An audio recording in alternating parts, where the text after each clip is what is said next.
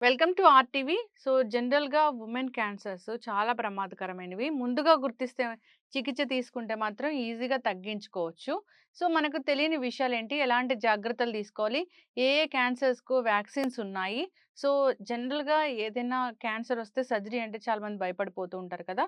ఇప్పుడున్న advance treatments ఏంటి? పూర్తి వివరాలు తెలుసుకుందాం. మనతో పాటు ప్రముఖ సర్జికల్ ఆంకాలజిస్ట్ డాక్టర్ రాము దాములరి ఉన్నారు. From care hospital Gachibowli. Doctor గారు నమస్తే అండి. నమస్తే మ్యామ్. డాక్టర్ గారు, జనరల్‌గానే క్యాన్సర్ వచ్చింది, అదేదో గడ్డ ఉంది అని తెలిసినా గానీ చాలామంది డాక్టర్ దగ్గరికి వెళ్ళడానికి భయపడుతూ ఉంటారు. ఎందుకంటే ఒకవేళ క్యాన్సర్ అని చెప్తారేమోనని. ఎందుకు అంత భయం అనేదొచ్చింది? ఆ భయాన్ని మనం పోగొట్టలేమా? యాహ్! ఇదండి సోషల్ స్టిగ్మా అండి హ్మ్. ఒకటి. ఎందుకు అంటే క్యాన్సర్ గురించి మనకి చాలా అపోహలున్నాయి. ఫస్ట్‌దేంటంటే క్యాన్సర్‌కి క్యూర్ లేదు అన్న అపోహ ఉంది. బట్ రీసెంట్ స్టాటిస్టిక్స్ తీసుకుంటే మనం 100 మంది క్యాన్సర్ పేషెంట్స్ ఉంటే అట్‌లీస్ట్ 40-50 మందికి మనం క్యూర్ చేయగలుగుతున్నాం. ఒకటి. అది అపోహ. ఎందుకంటే క్యాన్సర్ క్యూర్ లేదు, రాగానే మరణం ఒక్కటే మార్గం అనేది చాలా మంది హ్మ్. అపోహ ఉంది. రెండో అపోహ ఏంటంటే క్యాన్సర్ ట్రీట్మెంట్ చాలా ఖరీదుతో కూడుకుంది, హ్మ్. ఖర్చుతో కూడుకుంది అనేది ఇంకో అపోహ ఉంది. హ్మ్. వాస్తవమేగా డాక్టర్? యాహ్! అంటే అన్నీ ఖరీదుగా కాదండి. For example early breast cancer ఉంది. హ్మ్. బ్రెస్ట్‌లో గడ్డ గనక మనం ఎర్లీగా డయాగ్నోస్ చేయగలిగితే హ్మ్. ఓన్లీ సర్జరీతోని మనం క్యూర్ చేయగలుగుతాం. Hmm. Even that surgery we can do it in Aarogyasri hmm. Or ఇన్స్యూరెన్స్‌లో గాని దేంట్లోనైనా గాని చేయొచ్చు మనం. హ్మ్. సో, ఎర్లీగా డిటెక్ట్ చేస్తే మాత్రం మనం క్యూర్ అనేది సింపుల్‌గా ఉంటుంది. యెస్. లెస్ థాన్ 1 సెంటీమీటర్స్ వస్తే మనకి ఎటువంటి ట్రీట్మెంట్ కూడా అవసరం లేదు. హ్మ్. సో, అన్ని క్యాన్సర్‌లు ఒకేలాగా ఉంటాయంటే ఉండవు. హ్మ్. అంటే depends on the cancer stage, cancer టైప్‌ని బట్టి మనం కీమోథెరపీ ఇవ్వాలా ఇవి బట్ గవర్నమెంట్ సపోర్టివ్ ప్రోగ్రామ్స్ ఉన్నాయి. All insurance will cover that. హ్మ్. ఇన్స్యూరెన్స్ క్యాన్సర్‌కి డినై చేసే హ్మ్. చేయకూడదు క్యాన్సర్ ఉంది అని. హ్మ్. 2 మూడోదేంటంటే చాలా మందికేంటంటే సెల్ఫ్ ట్రీట్మెంట్ తీసుకుంటారు. హ్మ్. ఫర్ ఎగ్జాంపుల్ చెప్తాను. నొప్పి లేని గడ్డ క్యాన్సర్ గడ్డ కాదు హ్మ్. అని చాలామంది. But that is not true. హ్మ్. ఈవెన్ నొప్పి లేకున్న గడ్డలే చాలా వరకు క్యాన్సర్ ఉండదు. నాకు జనరల్‌గా గూడా క్యాన్సర్ గడ్డకి ఉండదంట గదా ఉండదు. డాక్టర్? ఆ! ఉండదండి. ఇనిషియల్ స్టేజెస్‌లో క్యాన్సర్ గడ్డకి నొప్పుండదు. హ్మ్. అంటిల్ అన్‌లెస్ ఇది పక్కన ఏమన్నా స్ట్రక్చర్స్ ఇన్ఫిల్ట్రేట్ చేసి అవి చేస్తే తప్ప క్యాన్సర్ గడ్డకి నొప్పుండదు. హ్మ్.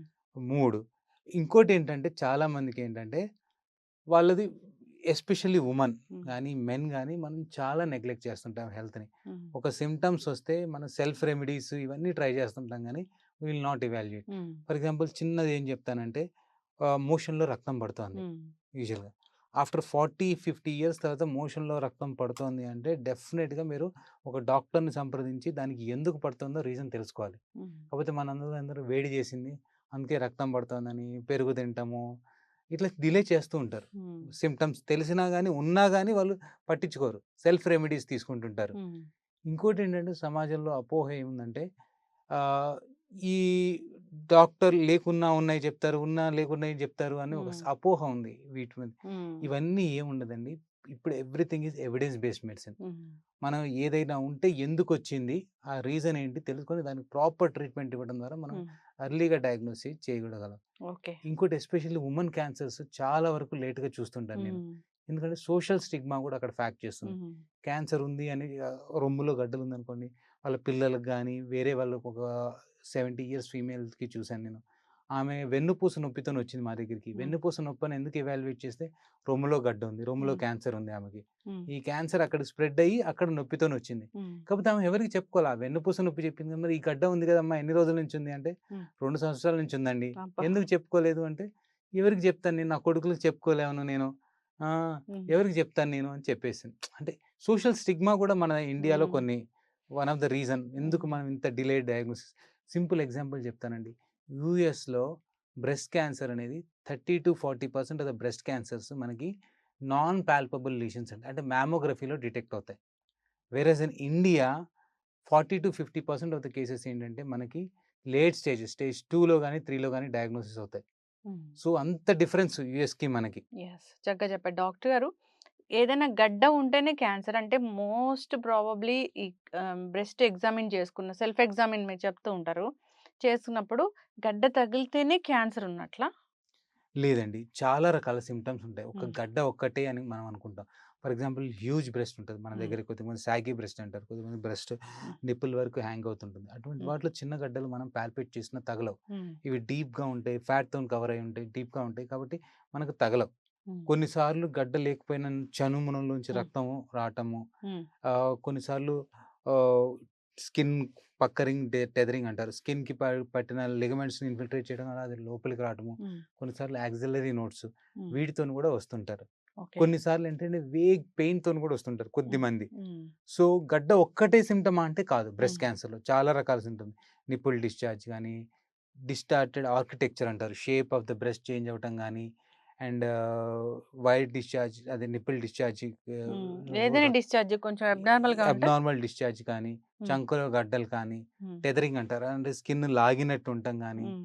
స్కిన్‌లో ముడతలు పడినట్టు ఉండటం గానీ, హ్మ్. ఇవి కూడా కొన్నిసార్లు లక్షణాలనమాట. హ్మ్. సో, ఇంకా ఏంటంటే నేనేం చెప్తానంటే, ఈ సింప్టమ్స్ వచ్చేంత వరకు మీరు వెయిట్ చేయొద్దు. హ్మ్. మనకి బ్యూటిఫుల్ టూల్ కాల్డ్ స్క్రీనింగ్ అనే పద్ధతి ఒకటుంది. హ్మ్. ఇయర్లీ మామోగ్రఫీ అనేది ఒక x-ray hmm. Of the low dose x-ray. Mammography meaning ఏంటంటే నేమే మా హ్మ్. సైంటిఫిక్ టర్మ్ ఏంటంటే low dose x-ray scan of the breast. Hmm. So, ఈ లో డోస్ ఎక్స్‌రే తీసుకోవడం ద్వారా ఈవెన్ చేతికి తగలని ఈవెన్ 1 2 ఉన్న లీషన్స్ కూడా మనం డిటెక్ట్ చేయగలుగుతాం. హ్మ్. ఇట్లా చేయడం ద్వారా వాటిని ప్రివెంట్ చేయటం. కొన్నిసార్లు డక్టల్ కార్సినోమా ఇన్సిటివ్ అంటారు. అంటే క్యాన్సర్ రాకముందు మనకి వచ్చే లక్షణాలు గూడా ఉంటాయి. హ్మ్. డక్టల్ కార్సినోమా ఇన్సిటివ్ అని. అటువంటి వాటిని కూడా డిటెక్ట్ చేయొచ్చు. అటువంటి వాటిని కూడా క్యూర్ చేయొచ్చు. సో, ఎవ్రీబడీ అంటే మామోగ్రఫీ అట్‌లీస్ట్ ఇయర్‌లీ వన్స్ అన్నా చేసుకోవాలని నా సజెషన్. డాక్టర్ గారు చాలా చక్కగా చెప్పారు. అయితే జనరల్‌గా గూడా ఈ బ్రెస్ట్ క్యాన్సర్ గురించొస్తే స్టేజ్ 1లో డాక్టర్ దగ్గరికి వెళ్తే చాలా మటుకు గూడా తగ్గిస్తారు అనేది ఉంటుంది. స్టేజ్ 1 క్యాన్సర్‌ని అసలు మనం ఎట్లా డిఫైన్ జేస్తాము? యాహ్! క్యాన్సర్‌లో మన స్టేజ్‌నంతా AJCC American Joint Committee for Cancer అనేది స్టేజింగ్ హ్మ్. Universally standard. ఎందుకంటే నాకిష్టమైంది నేను చెప్తాను అట్లా అంటే హ్మ్. కుదరదు. సో, ఏజేసీసీ అనేది యూనివర్సల్‌గా వరల్డ్ మొత్తానికి ఒకటే స్టేజింగ్ తీసుకొచ్చింది హ్మ్. క్యాన్సర్‌కి. యూజువల్‌గా వాళ్ళు ఎట్లా చేస్తారంటే ఫస్ట్ లోకలైజ్డ్ డిసీజ్ ఎక్కడైతే ఆర్గాన్‌లో స్టార్ట్ అయిందో అక్కడి వరకే ఉంటే దాన్ని స్టేజ్ 1, 2 అనిగా హ్మ్. డివైడ్ చేస్తారు.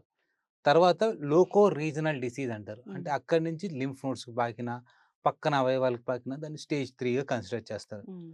వేరే బాడీ పార్ట్స్‌కి అంటే ఒక బ్లడ్ ద్వారా వేరే బాడీ పార్ట్స్‌కి స్ప్రెడ్ చేస్తే స్టేజ్ 4గా కన్సిడర్ చేస్తారు. అంటే రఫ్‌గా చెప్తున్నాను. ప్రతి ఆర్గాన్స్‌కి ఇట్లని కాదు. కొన్నిటికి స్టేజ్ 4 ఉండదు. ఫర్ హ్మ్. Example thyroid cancers less than 45 stage 4 ఉండదు. హ్మ్. కొన్ని క్యాన్సర్‌లకి స్టేజ్ 4 ఉండదు. హ్మ్. ఎందుకంటే అవి చాలా గుడ్ ప్రోగ్నోసిస్ క్యాన్సర్స్.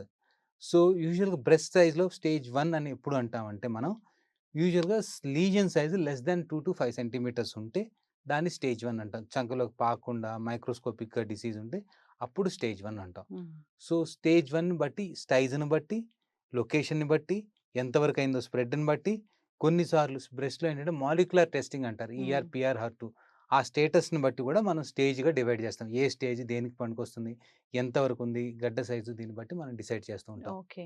అట్లా కొంచెం ఉన్నా గాని తొందరగా రారు. మీరు చెప్పిన ఈ 4 స్టిగ్మా ఉంటుంది. సో, ఎందుకు వెళ్తే కాస్ట్ ఉంటుంది ఇట్లాగా. కానీ ఫస్ట్ స్టేజ్‌లో వస్తే పూర్తిగా తగ్గించొచ్చు. మీరు స్టేజ్ 1లో గనక మనం డిసెలెక్ట్ చేయగలిగితే హ్మ్. క్యూర్ రేట్స్ ఆల్మోస్ట్ 90-95% ఉంటాయి. హ్మ్. 100 మందికి ట్రీట్మెంట్ చేస్తే 5 ఇయర్స్ సర్వైవల్ రేట్ అంటాము. అంటే హ్మ్. 5 ఇయర్స్ వరకే చూస్తాం. ఎందుకంటే తిరిగొచ్చే అవకాశాలు ఫస్ట్ 5 ఇయర్స్‌లోనే ఉంటాయి. హ్మ్. సో, 5 ఇయర్స్ సర్వైవల్ రేట్ అనేది ఆల్మోస్ట్ 90-95% ఉంటాయి స్టేజ్ 1లో. హ్మ్. స్టేజ్ 2లో చూసుకుంటే బ్రెస్ట్ క్యాన్సర్‌కి చెప్తున్నాను నేను. అరౌండ్ 80% ఉంటాయి. స్టేజ్ 3లో అరౌండ్ 40-50% ఉంటాయి. హ్మ్. స్టేజ్ 4లో లెస్ థాన్ 20% ఉంటాయి. సో, ఎర్లీ‌గా స్టేజెస్‌లో చేసుకుంటే క్యూర్ రేట్స్ అనేది ఆల్మోస్ట్ నార్మల్ లైఫ్. హ్మ్. ఈవెన్ నార్మల్ పర్సన్స్ కూడా క్యాన్సర్ వచ్చే అవకాశం అరౌండ్ 1% ఉంటుంది. హ్మ్. చాలా ఎక్కువ స్టేజ్‌లో తెలుసుకున్నారు. గడ్డ పెద్దదిగా ఉంది, డిశ్చార్జ్ అవుతుంది. ఇవన్నీ తెలుసుకున్నారు. అన్నప్పుడు ట్రీట్మెంట్ కోసం ఎళ్తే బ్రెస్ట్ మొత్తం తొలగించాల్సిన అవసరం ఉంటుందేమోనని భయం గూడా ఉంటుంది. అట్లా చేస్తున్నారా? ఇప్పుడేమైనా అడ్వాన్స్ ట్రీట్మెంట్స్ వచ్చాయా? యాహ్! ఒకప్పుడు బ్రెస్ట్ రిమూవల్‌కి చాలా ఇంక్లైన్ అయ్యేవాళ్ళమండి. హ్మ్. ఇప్పుడేంటంటే చాలా అడ్వాన్సెస్ వచ్చాయి. మనది ఫస్ట్ నేను బ్రెస్ట్ క్యాన్సర్ ఎట్లా ఇవాల్యుయేట్ అయిందో చెప్తాను. హ్మ్. ఫస్ట్ హాల్స్టెడ్ రాడికల్ మాస్టెక్టమీ అనేవాళ్ళు. బ్రెస్ట్‌తో పాటు బ్రెస్ట్ కింద ఉన్న మజిల్స్, చెస్ట్ వాల్, చంకల వరకు తీసేసేవాళ్ళు. హ్మ్. ఎందుకంటే ఈ బ్రెస్ట్‌లో లింఫాటిక్స్ ఉంటాయి. ఇవి దాని ద్వారా చొచ్చుకుపోయి లింఫ్‌లోకి అన్ని స్ట్రక్చర్స్ తీసేసేవాళ్ళు 1900స్‌లో. తర్వాతేంటంటే నో, నో మజిల్స్ తీయకూడదు. చెస్ట్ వాల్‌కి స్ప్రెడ్ కాదు. లింఫాటిక్స్ ఏం గాదు. బ్రెస్ట్‌ని, యాక్సిల్లాని 2 తీసేస్తే సరిపోతుంది అని హ్మ్. మాడిఫైడ్ రాడికల్ మాస్టెక్టమీ అని వచ్చింది. ఈ తర్వాత ఏం చేసిందంటే, నో అంత కూడా అవసరం లేదు.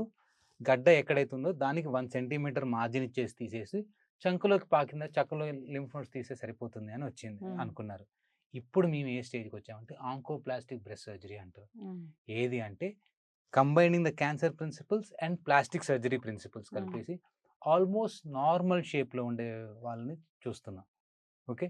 ఏం చేస్తామంటే అందులో గడ్డ చుట్టూ 1 సెంటీమీటర్ కంప్లీట్‌గా తీసేస్తాం. హ్మ్. తీసేసిన తర్వాత ఏం చేస్తామంటే పక్కన ఉన్న టిష్యూని రీఅరేంజ్ చేస్తాం.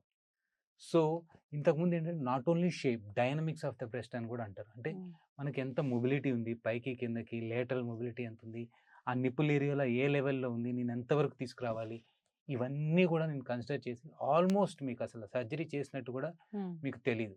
అంత యాక్యురేట్‌గా మేము చేయగలుగుతున్నాం హ్మ్. ఇప్పుడు. Fourth stage of cancer breast క్యాన్సరే అనుకుందాం డాక్టర్ గారు. అంటే ఆ స్టేజ్ క్యాన్సర్ అంటే బ్రెస్టే కాకుండా మిగతా ఆర్గాన్స్ గూడా పాకి ఉంటుందా అప్పుడు? ఆ! ఫోర్త్ స్ప్రెడ్ అయ్యి స్టేజ్ ఉంటుందా? క్యాన్సర్‌లో ఏంటంటే, ఈ క్యాన్సర్ అనేది బ్లడ్ ద్వారా స్ప్రెడ్ అయితే దాన్ని ఫోర్త్ స్టేజ్ అంటాం చాలా ఓహ్! వరకు.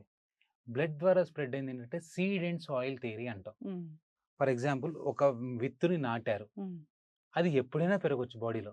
ఇవాళ పెరగొచ్చు, రేపు పెరగొచ్చు, ఎప్పుడైనా పెరగొచ్చు. సంవత్సరం హ్మ్. తర్వాత కూడా హ్మ్. పెరగొచ్చు.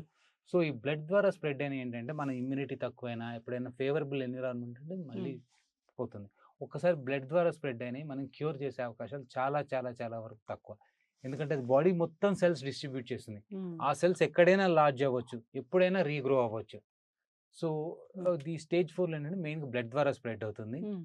సో, దీంట్లో క్యూర్ చేసే అవకాశాలు చాలా చాలా తక్కువ. హ్మ్. బట్ ఇప్పుడు ఉన్న మెడిసిన్స్ వాడేసి లైఫ్‌ని ప్రొలాంగ్ చేసుకోవచ్చు. యెస్. బట్ క్యూర్ చేసే అవకాశాలు తక్కువ. హ్మ్. ఈ బ్రెస్ట్ క్యాన్సర్‌కి స్క్రీనింగ్ ఉంది. ముందుగానే కనుక్కోవచ్చు. మామోగ్రామ్.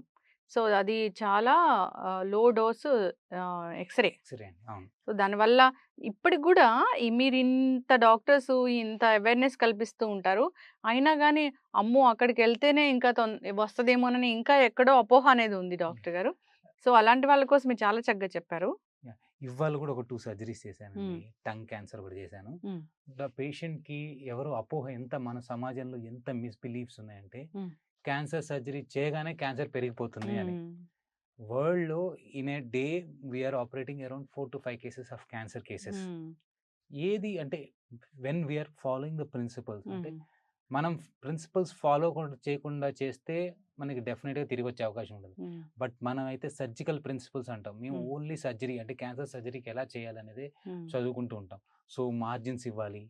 ఆ ట్యూమర్‌ని ఎంత తక్కువ టచ్ చేయగలిగితే అంత తక్కువ టచ్ చేయాలి. హ్మ్. అది కంప్లీట్‌గా తీసేయగలగాలి. అంటే హ్మ్. 3 డైమెన్షనల్‌గా మేము అస్యూమ్ చేసుకొని, ఓహో! ఇంత డెప్త్ ఉంది. హ్మ్. స్కాన్‌లో ఇంత డెప్త్ ఉంది. ఎంత డెప్త్ ఉంది. ఫర్ ఎగ్జాంపుల్ టంగ్ క్యాన్సర్ ఉందనుకోండి. హ్మ్. స్కాన్‌లో ఎంత డెప్త్ ఉంది. 4 ఫర్ ఎగ్జాంపుల్ 5 ఎంఎం ఉందనుకో.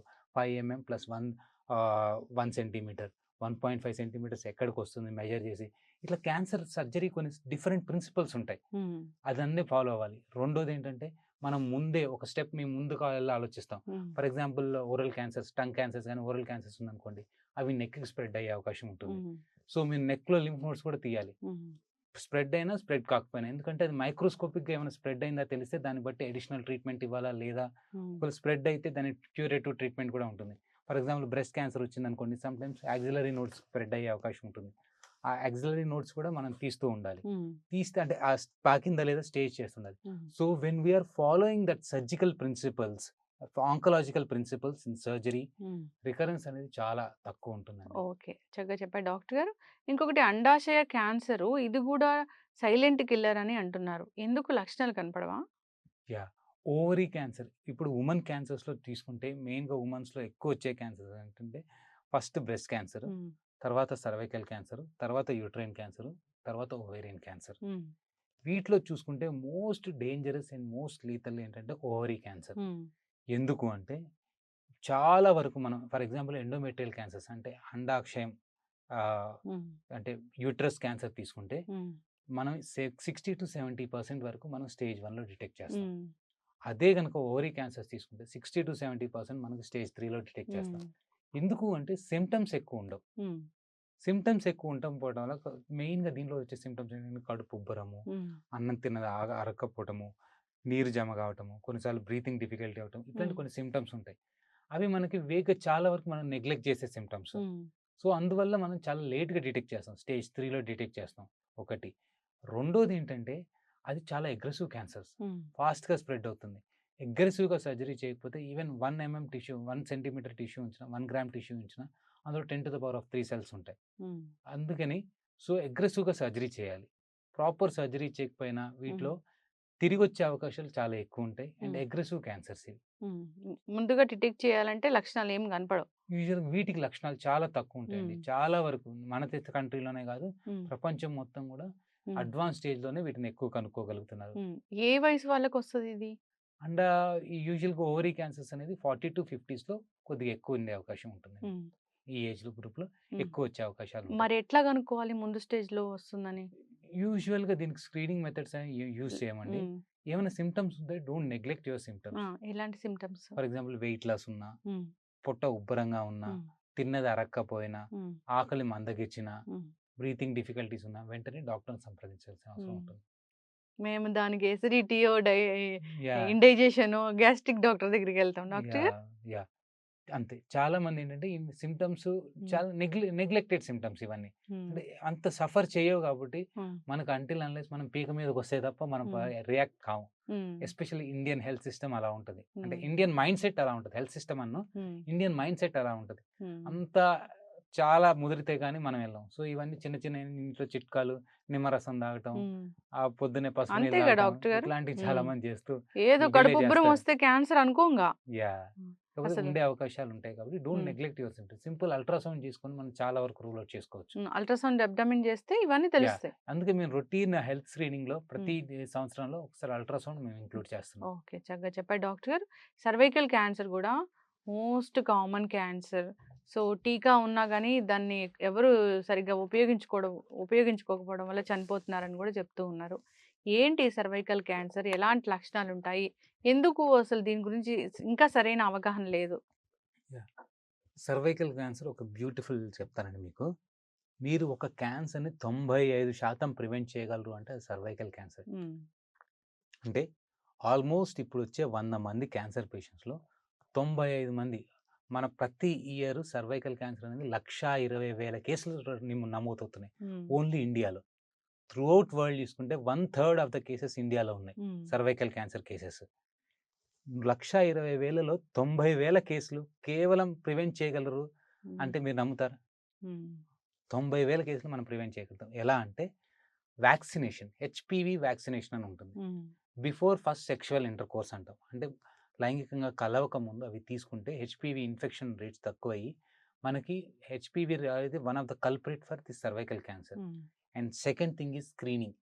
అంటే Pap smear and HPV testing అంటాం. కొద్దిగా సర్వైకల్ గర్భసంచి ముఖద్వారం నుంచి కొన్ని సెల్స్ తీసేసి హ్మ్. మైక్రోస్కోప్‌లో కింద అబ్జర్వ్ చేస్తే హ్మ్. అది ఎలా ఉంటుంది, ఏంటి అనేది తెలుస్తుంది. అది అబ్నార్మల్ సెల్సా?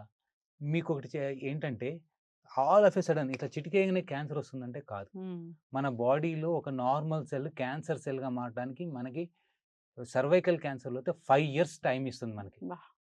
ఈ హ్మ్. 5 ఇయర్స్‌లో అంటే first normal cell HPV infected సెల్‌గా మారాలి. హెచ్‌పివి ఇన్ఫెక్టెడ్ సెల్‌లో కూడా మన body such a beautiful mechanism ఆ ఇన్ఫెక్షన్ తగ్గించదు. హ్మ్. దానంతట అది సెల్ఫ్ క్యూర్ చేసుకుంటుంది 90% మందిలో. హ్మ్. ఒక 10% మందిలో క్యూర్ చేసుకోలేదు. అట్లాంటిదేంటంటే క్రానిక్ హెచ్‌పివి ఇన్ఫెక్షన్ అంటాం. ఆ హ్మ్. కండిషన్‌లోకెళ్తారు. Chronic HPV ఇన్ఫెక్షన్‌లో first dysplastic cell అంటారు. హ్మ్. తర్వాత మెటాప్లాసియా కొద్దిగా అబ్నార్మల్ సెల్స్. హ్మ్. పూర్తిగా మారిన అబ్నార్మల్ సెల్. తర్వాత కార్సినోమా ఇన్సిటు అంటారు. అంటే క్యాన్సర్ సెల్స్ కాకపోతే బేస్‌మెంట్ మెంబ్రేన్ ఉంటుంది. హ్మ్. అది క్రాస్ చేయకపోతే కార్సినోమా ఇన్సిటు అంటారు. తర్వాత క్యాన్సర్‌గా మారుతుంది. హ్మ్. ఇదంతా ప్రాసెస్ పడటానికి 5-10 ఇయర్స్ పడుతుంది. హ్మ్. ఇంత గ్యాప్ ఇచ్చినప్పుడు మనకి at least we have to react in time. Hmm. So, pap smear గాని, హెచ్‌పివి టెస్టింగ్ గాని మధ్య మధ్యలో చేయటం ద్వారా ఏంటంటే మనకి ఎంత అబ్నార్మాలిటీ ఉంది, హ్మ్. ఏమైనా ఇంటర్వెన్షన్ చేయాలా, హ్మ్. ఇవి తెలిసేసి మనం క్యాన్సర్‌గా మారకముందే మనం ప్రివెంట్ చేయగలుగుతాం. చిన్న వయసులో వస్తదా డాక్టర్ గారు? ఇది మెనోపాజ్ ఏజ్‌లో వస్తదా నో అండి. సర్వైకల్? ఈ సర్వైకల్ క్యాన్సర్స్ అనేది యూజువల్‌గా మోస్ట్ కామన్ అరౌండ్ 40స్. హ్మ్. 40 ఇయర్స్ ఆఫ్ ఏజ్. హ్మ్. Is the most common age. 40-50. 40-50 హ్మ్. పీరియడ్స్ ఆగిపోతే రాదా? అట్లా ఏం లేదండి. హ్మ్. పీరియడ్స్ ఆగిపోయిన వాళ్ళలో కూడా వస్తుంది. హ్మ్. మెయిన్‌గా హెచ్‌పివి ఇన్ఫెక్షన్ ఉన్న వాళ్ళలో ఇది ఎక్కువగా వస్తుంది. హ్మ్. బట్ మోస్ట్‌లీ ప్రీ మెన్సెస్ జరుగుతున్న వాళ్ళు ఇది ఎక్కువగా వచ్చే అవకాశం ఉంటుంది. హ్మ్. ఈ హెచ్‌పివి ఈ వేరే వాళ్ళ త్రూ వస్తదా? యాహ్! ఇది సెక్షువల్లీ ట్రాన్స్‌మిటెడ్ డిసీజ్ అంటారండి. హ్మ్. యూజువల్‌గా స్కిన్ కాంటాక్ట్ గాని, వాళ్ళ సెక్రీషన్స్ మన కాంటాక్ట్ అయినప్పుడు గాని, హ్మ్. ఇట్లాంటి హెచ్‌పివి ఇన్ఫెక్టెడ్ అయిన పేషెంట్స్ సెక్రీషన్స్ మనకు కాంటాక్ట్ అయినప్పుడు గాని, హ్మ్. ఇది ఒకళ్ళ నుంచి ఒకళ్ళకి సంక్రమిస్తుంది. సెక్రీషన్స్ అంటే కిస్ ద్వారా వస్తది. కిస్ ద్వారా అయితే ఇప్పుడు ప్రూవ్ కాలేదండి. హ్మ్. వెజైనల్ సెక్రీషన్స్, హ్మ్. సెమెన్ సెక్రీషన్స్ హ్మ్. వీటి ద్వారా ఎక్కువ అంతేగాని ట్రాన్స్‌మిట్ చెమట ద్వారా, కళ్ళ నీళ్ళ ద్వారా. చెమట ద్వారా, కళ్ళలేని ద్వారా రాదు హ్మ్. హెచ్‌పివి. ఈ అందులో మధ్య సెల్స్ ఉండవు. చాలా ఎక్కువ అంటే ముద్దు పెట్టుకున్న క్యాన్సర్ వస్తది. ఇలాంటివి గూడా చెప్తూ ఉన్నారు కదా డాక్టర్ గారు. అది ఫాల్స్ బిలీఫ్ హ్మ్. అండి. అలా ఏం లేదు. హెచ్‌పివి అట్లా రాదు. నోటి రాదు. ద్వారా రాదు. రాదు. ఓకే. జాగ్రత్తలైతే తీసుకోవాలని కోరుకున్నాను డాక్టర్ గారు. ఆహ్, ఇప్పుడు దీనికి స్క్రీనింగ్ ఉన్న క్యాన్సర్స్ ఉన్నాయి. అట్లా మనం ముందుగానే తెలుసుకోవచ్చు. ట్రీట్మెంట్ చేయించుకోవచ్చు. అంతేకాదు అబ్డామిన్ స్కాన్ అనేది చాలా చాలా ఇంపార్టెంటు. డాక్టర్లు చెప్తూనే ఉంటారు. ఇయర్‌లీ వన్స్ చేయించుకుంటే సరిపోతుంది గదా! సరిపోతుంది. దాంట్లో తెలిసిపోతుంది ఎలాంటి ప్రాబ్లమ్ ఉంది ఏంటి అనేది. అంతే కాకుండా టీకాస్ ఉన్నాయి. టీకాలు వేయించుకుంటే గనుక హెచ్‌పివి ఇంకా దీనికోసం గూడా ఉంది గదా! లివర్ క్యాన్సర్ కోసం గూడా. లివర్ క్యాన్సర్స్ కూడా హెపటైటిస్ బి వైరస్ హ్మ్. వ్యాక్సినేషన్ అని ఉంటుంది. HPV virus. యెస్. అది వ్యాక్సినేషన్ ద్వారా కూడా మనకి లివర్ క్యాన్సర్ కొద్ది వరకు ప్రివెంట్ అవును. చేయగలుగుతాం. బ్రెస్ట్ క్యాన్సర్‌ని గూడా ముందుగానే మనం గుర్తించొచ్చు. హ్మ్. స్క్రీనింగ్ ఉంది గాబట్టి. సో, అందరూ కూడా దీన్ని వినియోగించుకోవాలని కోరుకుందాం డాక్టర్ గారు. ఇంకా కూడా ఇంత అడ్వాన్స్ టెక్నాలజీ వచ్చింది. మీరు పెద్ద పెద్ద డాక్టర్స్ పెద్ద చదువులు చదువుకున్నారు. అయినా గానీ ఇంకా ఎక్కడో క్యాన్సర్ డాక్టర్ దగ్గరికి వెళ్ళాలంటే భయమేస్తూ ఉంటుంది. మీరన్నట్లుగానే కత్తి పెడితే ఆ క్యాన్సర్ అనేది నెక్స్ట్ స్టేజ్‌కి వెళ్తుంది. లేదా అంత స్ప్రెడ్ అయిపోతుందనేది ఇంకా ఉంది. అక్కడ అసలు ఇంకా టెక్నాలజీ ఏంటంటే అక్కడ అసలు సర్జరీకి కత్తులు గూడా వాడరు. అది తెలుసుకోవాలందరూ. జాగ్రత్తలు తీసుకోవాలని కోరుకున్నాను డాక్టర్ గారు. చాలా చక్కటి ఇన్ఫర్మేషన్ అండి. మనం సిరీస్ అనేది కంటిన్యూ చేద్దాం వుమెన్ క్యాన్సర్ మీద. ఇంకా తప్పకుండా. ఎలాంటి జాగ్రత్తలు తీసుకోవాలి ఏంటి అనేది. ధన్యవాదాలు. థాంక్స్. నమస్తే అండి.